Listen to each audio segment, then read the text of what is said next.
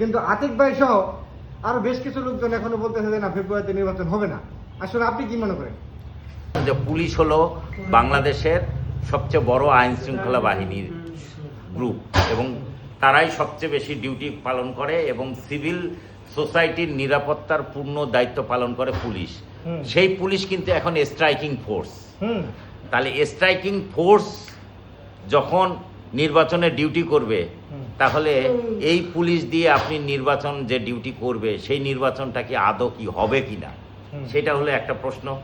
আর একটা বিষয় হলো যে যে পুলিশ মানুষের নিরাপত্তা নিশ্চিত করে সেই পুলিশ 5 আগস্টের পরে তার নিজের নিরাপত্তা নিয়ে ব্যস্ত, নিজের নিরাপত্তা নিয়ে সবসময় সে ইয়ার মধ্যে আছে। যেখানে সেখানে মব ভায়োলেন্স হচ্ছে সেখানে মানুষের কি নিরাপত্তা দিবে? পুলিশেরই তো আগে নিরাপত্তা দরকার। তাহলে এই পুলিশ দিয়ে আপনি নির্বাচন কিভাবে করবেন?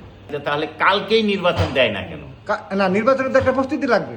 তাহলে 3 মাস পরেই দেন, সমস্যা কি? এটা ফেব্রুয়ারি কেন?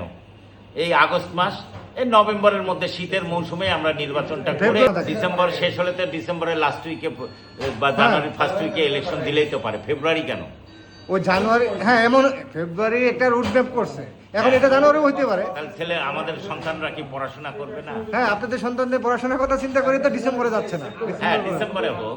না ডিসেম্বরে না, ডিসেম্বরে বাচ্চাদের পড়াশোনা না, ওই টাইমে নির্বাচন দিলে ডিসেম্বরের 15 তারিখের মধ্যে সব শেষ হয়ে গেলে কিন্তু নির্বাচনী প্রচারণার তো 1 মাস 1.5 মাস ব্যাপী শুরু হয়। তো এই যখন পরীক্ষা চলবে তখন যদি মিটিং মিছিল সভা সমাবেশ নিয়ে ব্যস্ত থাকে তখন তো পড়াশোনা 15 দিনই না। 15 ডিসেম্বর থেকে 31 ডিসেম্বর, জানুয়ারি মাসের 1 থেকে 2 তারিখের মধ্যে নির্বাচন, বাস শেষ।